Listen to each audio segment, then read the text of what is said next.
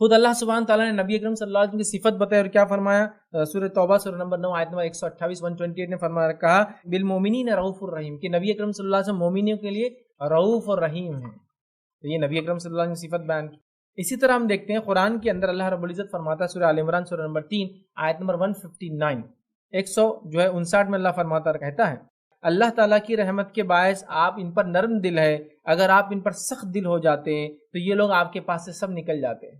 صحابہ کے بارے میں کیا فرمایا کہ اللہ کے رسول صلی اللہ علیہ وسلم آپ ان پر چونکہ نرم ہیں تو یہ صحابہ آپ سے چپکے ہوئے نزدیک ہے، اگر آپ سختی اختیار کر لیں تو یہ آپ سے دور چلے جائیں گے. تو نبی اکرم صلی اللہ علیہ وسلم کا مزاج بھی نرم تھا، یاد رکھیں. صحیح بخاری کی روایت ہے اللہ کے رسول صلی اللہ علیہ وسلم فرماتے اور کہتے ہیں اللہ تعالیٰ نرم ہے اور نرمی کو پسند کرتا ہے. اللہ تعالیٰ نرم ہے اور نرمی کو پسند کرتا ہے. اسی طرح نبی اکرم صلی اللہ علیہ وسلم نے امت کو بھی حکم دیا کہ وہ نرمی اختیار کرے، دین کے معاملے میں آسانیاں اور سہولت اختیار کرے. اللہ بھی چاہتا ہے، نبی اکرم صلی اللہ علیہ وسلم کا مزاج بھی تھا، اور نبی اکرم صلی اللہ علیہ وسلم نے حکم بھی ہم کو یہی دیا دین کے معاملے میں. آئیے اس کی مثالیں دیکھتے ہیں. ابو داؤد کی روایت ہے، نبی اکرم صلی اللہ علیہ وسلم کے تعلق سے ایک روایت ہے کہ آپ نے فرمایا جس چیز میں بھی نرمی ہوتی ہے وہ اسے عمدہ اور خوبصورت بنا دیتی ہے. جس چیز میں بھی نرمی ہوتی ہے وہ اسے عمدہ اور خوبصورت بنا دیتی ہے، اور جس چیز میں بھی نرمی چھین لی جاتی ہے وہ عیبدار کر دی جاتی ہے. نرمی، سہولت، آسانیاں ہو تو وہ چیز خوبصورت ہوتی ہے، اور جس چیز میں بھی جو نرمی چھین لی جاتی ہے تو وہ عیبدار ہو جاتی ہے. تو نرمی کا حکم دیا، آسانیوں کا حکم دیا. بخاری کی روایت ہے، ابو ہریرہ رضی اللہ عنہ فرماتے اور کہتے ہیں نبی اکرم صلی اللہ علیہ وسلم فرمایا، غور سے سنیے اس روایت، بے شک دین آسان ہے، بے شک دین آسان ہے، اور جو شخص دین میں سختی اختیار کرے گا تو دین اس پر غالب آ جائے گا. زیادہ دن تک نہیں چل سکیں گا ویسا، اور دین اس پر غالب آ جائیں گا.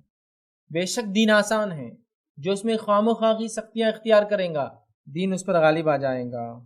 بس اس لیے اپنے عمل میں پختگی اختیار کرو، عمل میں سختی نہیں اختیار کرو، پختگی جو بھی کرو مضبوطی کے ساتھ پختگی اختیار کرو، اور جہاں تک ممکن ہو میانہ روی مڈل موسٹ پاس اختیار کرو، اور خوش ہو جاؤ، کسی چیز پہ خوش ہو جاؤ، اور صبح اور دوپہر اور شام اور کسی قدر رات میں عبادت سے مدد حاصل کرو. خوش ہو جاؤ، صبح شام رات میں نماز پڑھ کے اللہ سے مدد حاصل کرو. سمجھے آپ بات کو؟ تو لہٰذا کہا نرمی اختیار کرو، دین آسان ہے، جو سختیاں پیدا کریں گا دین اس پر غالب آ جاتا ہے. مطلب وہ زیادہ دن تک اس پر باقی نہیں رہ سکتا. اور ہر شدت پسند انسان کے بارے میں ہم جانتے ہیں تھوڑے دن میں اس کی شدت ختم ہو جاتی ہے، یا تو وہ ٹوٹ جاتا ہے یا تو اس کی شدت ٹوٹ جاتی ہے، زیادہ دن نہیں کر سکتا. اسی طرح بخاری کی روایت ہے، عبداللہ بن عمرو بن عاص رضی اللہ عنہ کو نبی اکرم صلی اللہ علیہ وسلم نے عبادت میں سختی سے منع کیا، ٹھیک، اور فرمایا تمہارے اوپر تمہارے جسم کا بھی حق ہے. یہ کیا کرتے تھے معلوم آپ کو؟ یہ دن بھر روزہ رکھتے ہیں، پوری رات نماز پڑھتے ہیں. تو آپ سے فرمایا کہ تمہارے جسم کا بھی تم پر حق ہے، مطلب سویا بھی کرو، جاگ کر نماز بھی پڑھا کرو، کبھی روزہ رکھا کرو، کبھی چھوڑا بھی کرو. یہ نفل روزوں کے بارے میں بات ہو رہی ہے، یاد رکھیں. سمجھ رہے آپ؟ تو کہا تیرے جسم کا بھی تجھ پر حق ہے. اتنی سختیاں نہ کر لو کہ لوگ جنگلوں میں جا کے رہیں. جیسا کہ ایک امہات کو دیکھا اللہ کے رسول صلی اللہ علیہ وسلم نے اپنی چوٹی کو اوپر باندھتی تھی چھت سے، تاکہ رات میں نیند کا غلبہ نہ آ جائے اور عبادت کرتے رہیں. اللہ کے رسول نے منع کیا.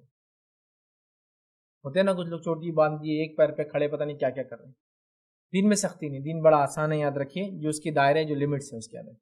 اسی طرح نبی اکرم صلی اللہ علیہ وسلم نے فرمایا، ابو داؤد کی روایت ہے، اپنی جانوں پر سختی نہ کرو، تم پر سختی نہ کر دی جائے. تم جانوں پہ سختی نہ کرو اپنی، ورنہ کہ ایسا نہ ہو تم پہ سختی کر دی جائے. صحابہ سے کہہ رہے ہیں سختی کر دی جائے، کیونکہ ایک قوم نے اپنی جانوں پر سختی کی تو اللہ تعالیٰ بھی ان پر سخت ہو گیا. ایک قوم نے اوپر سختی کی دین کے معاملے میں خواہ مخواہ تو اللہ بھی سخت ہو گیا. ایک صحابی کا واقعہ آپ جانتے ہیں نا، آئے کہ اللہ کے رسول صلی اللہ علیہ وسلم ہم حج کا کیا کریں، تو اللہ کے رسول نے حج کا حکم دیا. کہا کیا یہ ہر سال ہے؟ تو آپ سے پلٹ گئے. پھر آ کر کیا یہ ہر سال کرنا ہے؟ پھر آپ سے پڑ گئے. پھر وہ کسی جگہ سے آ کر اللہ کے رسول صلی اللہ علیہ وسلم کے حج ہر سال فرض ہے. آپ صلی اللہ علیہ وسلم نے کہا کہ اس معاملے میں زیادتی نہ کیا کرو سوالات کے معاملے میں، اس لیے کہ اگر میں ہاں کہہ دیتا تو تم پر حج ہر سال فرض ہو جاتا.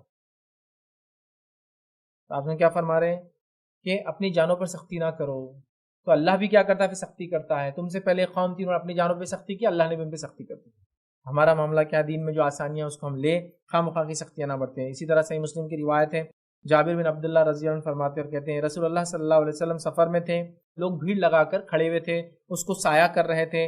نبی اکرم صلی اللہ علیہ وسلم نے پوچھا کیا معاملہ ہے، اس کو کیا ہو گیا ہے؟ لوگوں نے عرض کیا کہ یہ روزے دار ہے. آپ صلی اللہ علیہ وسلم فرمایا فرض روزہ رکھا ہوا تھا. آپ صلی اللہ علیہ وسلم نے فرمایا سفر میں روزہ کوئی نیکی نہیں ہے.